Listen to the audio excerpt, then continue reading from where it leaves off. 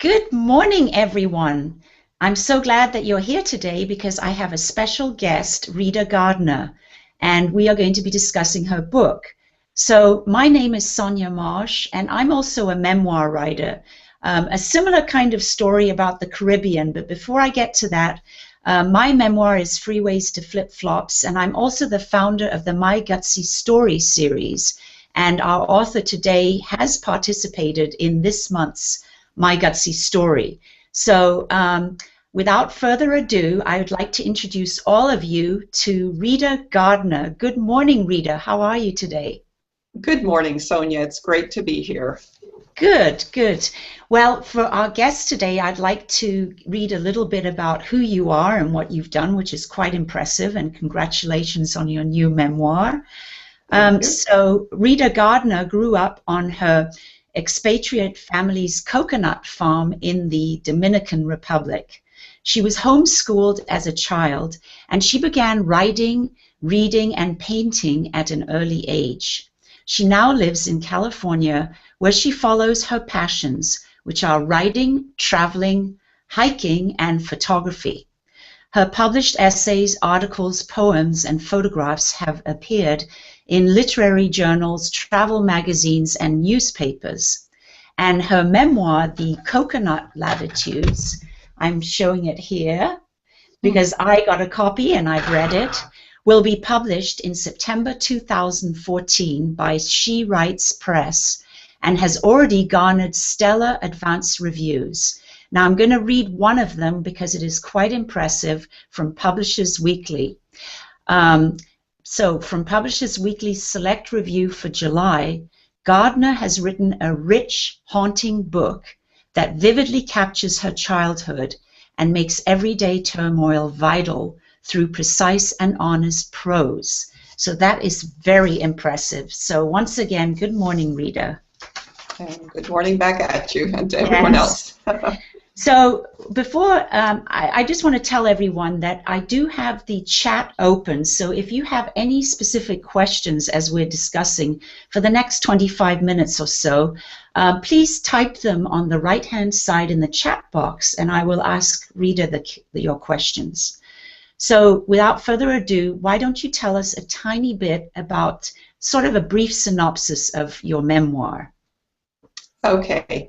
Well, the memoir is about my family's adventures in leaving the United States and doing what a lot of people dream about, but a lot of them do not do it, which is to basically escape to a tropical island and start a new life. And that is what we did. The only difficulty was that we went to a country that was ruled by a dictator. My father ended up being somewhat of a dictator himself. There are hurricanes every year through this country, and let's see, what else? It was pretty unstable, and that is where we landed. And so I grew up on this coconut plantation, and a lot happened, some good and some bad, and I decided to write the story, especially after my parents passed away, because both of them had actually done their own versions of writing about it, but nothing had ever gotten published. And those got Oops, I think we have a little frozen section here. So let me see. While we're trying to defreeze this, because it's internet connection, there's nothing I can do about it. I just want to say that there's a lot of similarity about living on a tropical island, since you know I lived in Belize and I've read your book. So here you are, Rita. Yes, sorry, that looks like the internet. Yeah, got us again. It did. So I was filling in the gap by just talking a little bit about the similarities of living in paradise, so-called paradise. So, but you lived in the Dominican Republic from a very young age. You were a few weeks old, right? Yes, yes, I was an infant. And you lived there for how many years? Well, our family lived there for 20 years, and I was there for 8.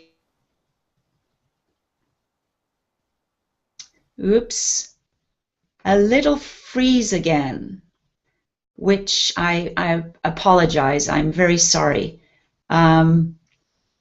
I hope that this won't continue for too long. If it does, we'll have to redo the interview. Rita, are you back?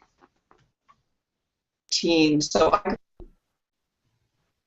Oops. Sonia, this is happening again. Yeah, this is happening. You know what? Just keep talking. Okay. Okay. So I forgot the question. Well, I said you lived there. You said you lived. Your family was there for 20 years, but you left for school at what age? I left for boarding school at 16. Basically, growing up, both my sister and I were homeschooled with just a correspondence course from the United States. Did that happen to be something like Keystone National High School, or did that not exist? Oops. Unfortunately, we have another glitch here. Rita? Well, you know, I'm going to screen share her website, and hopefully she will be back. And we in a backyard with it was quite an adjustment. You know, I'm screen sharing your website because we kind of lost you there. So Okay. you can keep talking. This is your website, ritamgardner.com, and there is your book. And this is the picture of the beach, right? How do you pronounce that? Yes, that's the beach in front of our coconut plantation, which was called Coco Loco. And if you walk all the way down the beach to the far horizon, about where the book is, on the other side of the river, that's where the little village of Meaches is. And we had a little house there, and then we had a funky little farmhouse on the property itself, right where this beach is. Okay, so why don't we talk a little bit about your childhood, because I know you said you called your father a sort of a dictator, and I got the impression you were scared of him at the same time as you seemed to admire him in many respects. Am I right? Yes, and I think that's, the dichotomy of anyone growing up. My father was an alcoholic, and I was afraid of him, not physically, but when he drank, he got abusive. And so that was a difficult part of our life. But the other part of our life, which was during the daytime and when he wasn't drinking, was I had good friends. I romped on the beach. I played. We had, oh gosh, a handmade ping pong table, a badminton set, a little rowboat, and my friends just loved coming to my house because we had all these handmade, but still toys that, we all had fun with. And you had a very close relationship with your older sister. Yes, I did. She was 4 years older, and basically my friends were my sister's younger friends. Or I should say my sister's friends were older, and we all went to a lot of the same parties and dances. They do a lot of dancing in the Dominican Republic. It's just something kids do growing up. I don't know, Sonia, whether you experienced that in Belize, but it's just part of the culture and music, and that's the real joyous part about growing up. Yeah, I know in Belize they had festivals all the time on weekends, and they had a beauty pageant every weekend, it seemed, there was always something in the newspaper. I don't know if that's the same in the Dominican Republic. Probably so in the big cities, but not in our little village. I mean, the population, you got to understand, was about 900 people. Oh my gosh, so wow. That we all knew each other quite well. Of course. And then one of the typical things is gossip, right? Oh, yes. Yeah. Oh, yes.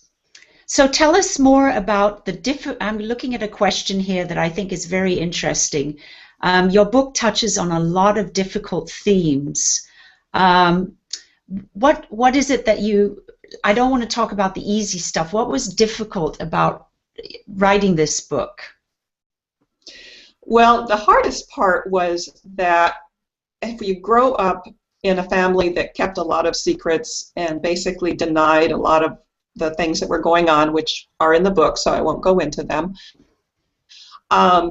you kind of lose your voice. And so I found it difficult to actually put into words my real feelings about my family, about the events that happened in our family. There was some tragedy. And so it was really difficult to go there. But once I started really delving in and allowing the emotions to come up, it freed me up to write. And I had to pretend that no one was ever going to read it. That was my fallback position.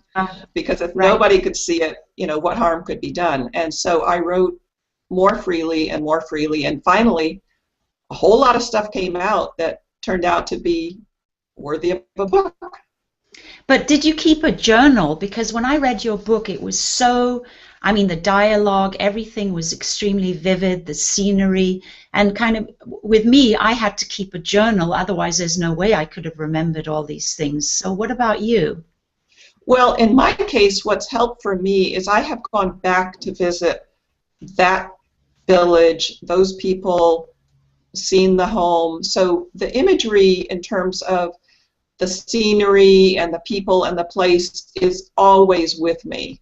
I was there last year, and so it just stays fresh for me. And in terms of journals, I didn't keep journals when I was growing up, but there were certain events that are just indelibly not to be forgotten. And so, like one of the stories in the book is about a shipwreck, a boat that was shipwrecked near our shore.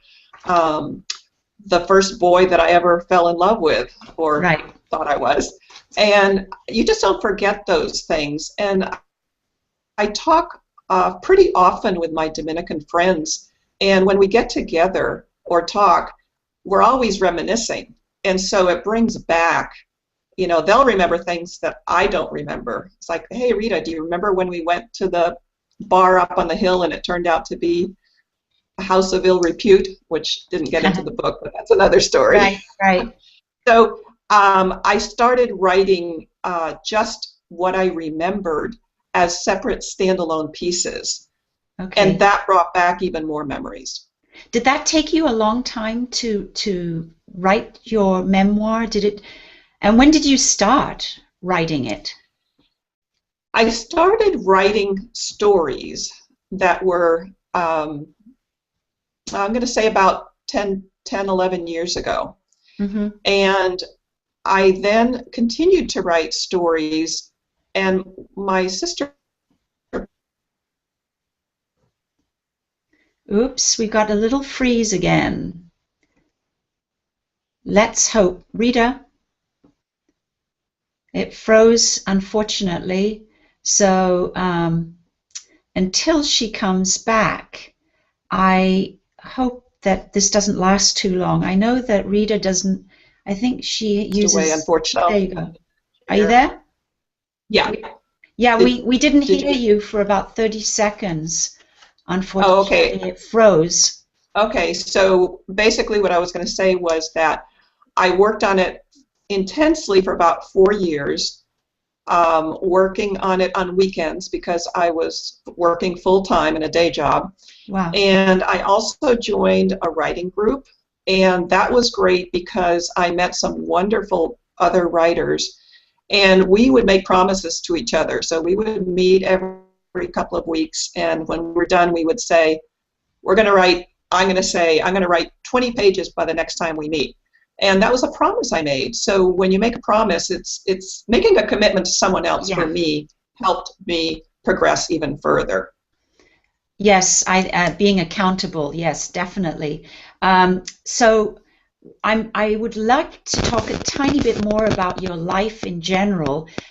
You wanted to wait until your parents passed away in order to write this book, Memoir, and I know that a lot of memoir writers are very worried about what family members will say or think of their books.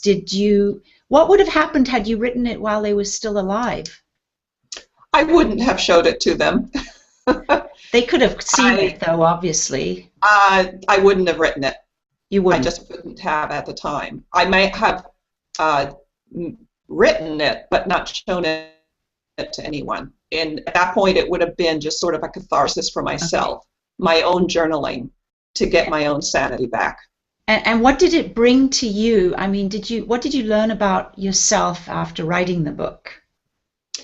Well, so what was surprising to me is that I, of course, showed drafts to friends, and I worked with an editor, and everyone said, Rita, this is a book that has universal appeal, and I had never really thought about that, and I never even heard the term universal themes, which we now all know about, and the story has commonality with everyone who's a human being. I mean, we have family dysfunction in most families.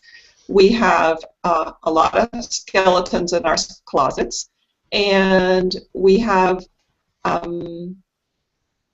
things to overcome. And what I've learned since I wrote it is that I'm getting a lot of feedback from others that it has given them inspiration and courage, and that surprised me. Inspiration and courage in what respect? Well, to write their own stories. I tend to talk to a lot of people that write, and I talk to a lot of people who say, I'd love to write about my family story, but oh my goodness, I don't know where to begin, or I'm afraid to because my father would kill me, right, or anything in between. And so what I tend to say to them is, go ahead and write it for yourself. Just start writing. It's you and a piece of paper, or it's you and your computer screen. And you might be surprised as you keep going through the process that it will become easier, and you may come up with ways of communicating with your family, or not, but at least you will have done the work, and the work is important to do. And I agree with you, and I have to say the dilemma is that people want to read I call it the juicy stuff. People want to read the authentic truth. They don't want you to cover up things. And for memoir writers, I feel the same way. I could easily write a second book that involves my family, and it's scary because if you want people to enjoy the book, you have to put in all those details. But if you don't want to offend your family, you have to leave them out, and then there's no story. So, and turning it into a novel isn't really a way to go, because people know or can basically tell that they're your family members or whatever. Am I right? Yes, that is true. And when you touched on the novel part, I mean, even in my memoir, especially when it came to what I was writing about coming to the United States and going to the high school that I went to, and I had a difficult roommate. I did my best to disguise her, and you could do a few things like compressing time. Did it happen in my senior year, or was it something in but you're right. If the right person finds your book and reads it and sees themselves, what do you do? Yeah, I don't know the answer, Sonia. Yeah, and then what about people in the Dominican Republic? Well, obviously they haven't read your book yet unless you gave them a copy to review. But you didn't really say anything negative about the locals or anything, so I don't see that as an issue for you. I don't see that as an issue. I think what will be interesting when they do read it, because now with Kindle books and so forth, they don't have to necessarily have a hard copy. Right now the book is only going to be in English, and a number of my friends speak English. A lot of my Dominican friends are now in the United States, so they will be reading it. And I think what will be more interesting when they read it is not a lot of them knew enough about what was going on in my family that some of this will not be a surprise to them. But what'll be really interesting, I think, is what they remember versus what I remember. Right. And that's just always going to be enlightening. Doesn't mean that they're wrong and I'm right, or I left something out that was important to them. I think you froze. But that's true, so true when you write memoir. I mean, you could write your memoir, your sister could write your memoir, a memoir of a similar life, and it could be completely different in each person's eyes. So Happen. We'll keep talking. yeah, I covered for you a few seconds, but anyway, keep going. Um, so just a quick question: do you plan on doing a book tour in the Dominican? I mean, not a book tour, but a book event in the Dominican Republic? I haven't planned that yet. I am thinking about it, and I know that it would be welcome. There's Right. actually in Miches, the little town I grew up in, which is not so little anymore, they have an annual, what they call Arte Miches, which is their art festival, and it's in June, and they just had one. And they, excuse me, and they've invited me to come Wonderful. next year if I want to come. I just haven't made any formal plans. And let's talk a little bit about the fact that you got published by She Writes Press. Tell us how did you go through that whole process once you were writing your memoir about, did you start approaching agents? What did you do? What did you want to do? Well, at first I thought I would find an agent, so full of hope and enthusiasm, I shot off a bunch of query letters. Mm-hmm. I had the original draft, which has been changed quite a bit since then, and I got nowhere. Sometimes I got form rejections where, they didn't even, it said, "Dear author." I mean, it didn't Oh my even bother gosh. saying my name. Right. So I got a bit discouraged. I also did get some real responses from agents who said that it looked promising, but it wasn't right for them, and one never knows what that means. So two things happened at the same time. One, my day job got busier, and I had to put aside the idea of sending a lot more query letters out to agents. And time passed, and then I thought self-publishing came on the market. I mean, it became a new thing, which of course now is very widespread. Right. But I attended an event. It just happened to be I attended an event that was put on by She Writes Press, some of their authors, and I found out more about it, and I'll give you a little bit more information about it. But anyway, I was very impressed. It's called an independent press, and they bill themselves as a hybrid press. And Right. the founder, Brooke Warner, came from traditional publishing, and so she has a lot of aspects of traditional publishing available to all the authors. The self-publishing piece of it is that authors do pay a fee, but Right. the services way outweigh, for me, going full-on self-publishing. I'm not my own best marketer, so I wanted to use all the tools I could in the toolbox. And I have to say, I did meet Brooke Warner at the IBPA conference in San Francisco in February, and she's a wonderful lady, and I totally am amazed by what they do. They do vet the books, so in other words, they Yes. don't take any book. That's the difference between them and some of the other presses like that. Tell me as far as your book cover and all, did you have a say in that, or how did that work? Do they do that for you, or? Yes, they provide. Can you hear me? I can, but Let's see, are we one thing live I'd like here? to suggest, maybe you could put your camera, your lower third is hiding your mouth a little. Maybe you could push the screen, the camera down a tiny bit. Okay. Yeah, much better. Much better. Okay. Okay, good. Yeah.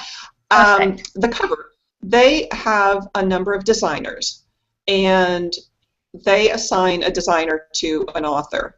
And what that designer does is send ideas to the author. And so I got like 5 different examples of covers. And then I did have input. As a matter of fact, I only liked, in my case, one particular one jumped out at me, but it didn't feel right. So I went back to them with my ideas. And so it was a back and forth process. Very good. And I ended up choosing the type style pretty much, and the background, and they had originally come up with the idea of the photograph of me, the little black and white Yes. photograph. So we had a lot of, I spoke to Brooke directly. It was great because I had so much input. I'm an artist, so I'm pretty particular.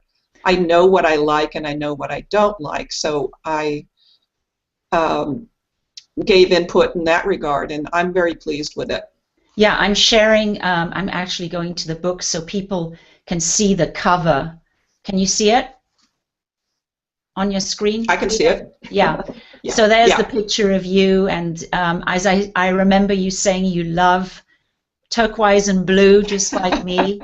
There must be something about the Caribbean that makes us turn into that. But anyway, yes, so that's wonderful.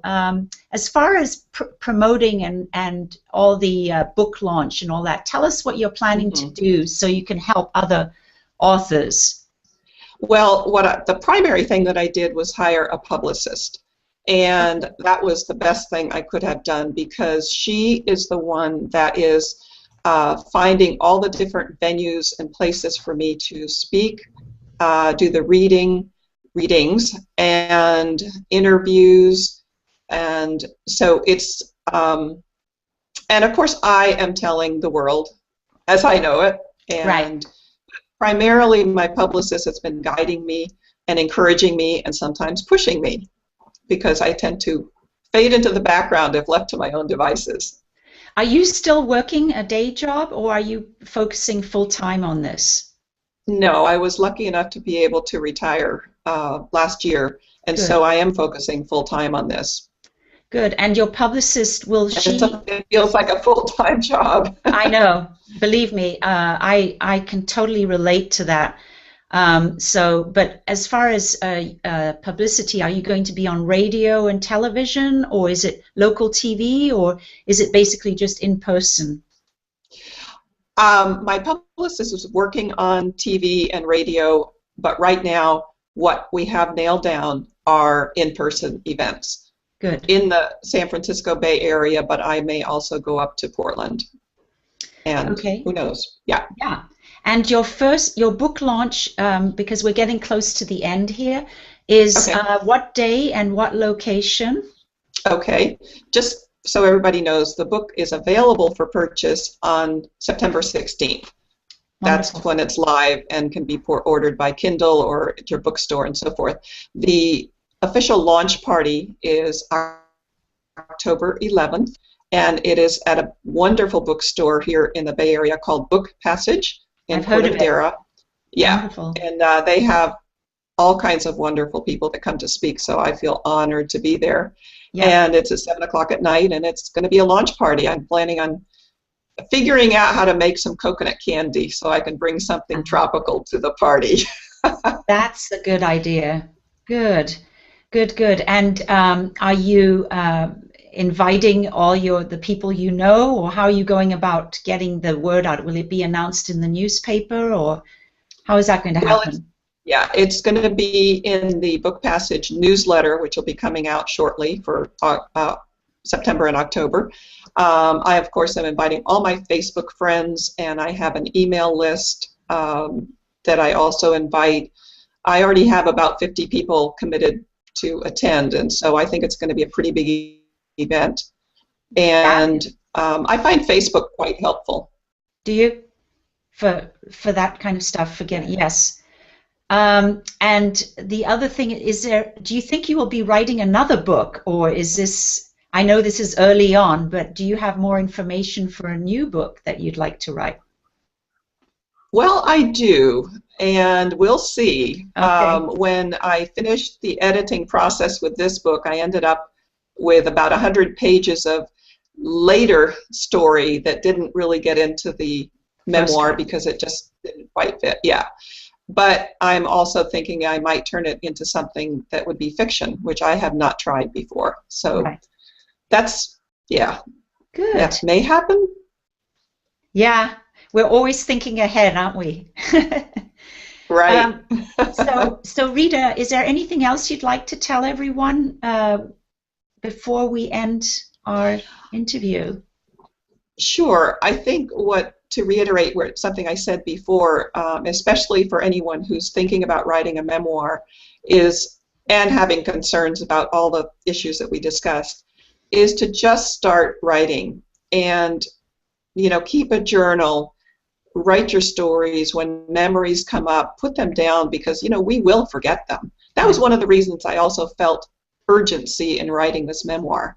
We're not getting any younger, and our memory is not getting any better. Right. And it was, so it's a way to kind of keep reconnected to, a former part of our lives. So I encourage everyone to write. I think that's great advice. I know that I personally run to my computer and write down anything that I think I might use later on in life in another book. So I'm sure you do the same. Absolutely. Yeah. So Rita, thank you very, very much. All the best with your book. I thoroughly enjoyed The Coconut Latitudes. People can pre-order it right now, can't they, on Yes, Amazon? they can. Amazon, Barnes & Noble, or their independent bookstore already. Yeah. That's wonderful that they can pre-order it. So I urge all of you to do that.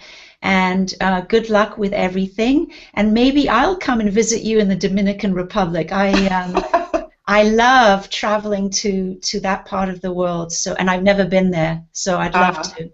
So thank you. You're very welcome. We'll share some more turquoise seas. Yes, we will. Okay. Goodbye, everyone. All right, Sonia. Goodbye, Bye-bye. everyone. Thank you so much for listening today. And I hope you come and join me with my next Gutsy Google Hangout. I've got Nina Amir on August 22nd and Kathleen Pooler, who has also written a memoir, on August 28th. So thank you so much. Look forward to seeing you again. Goodbye.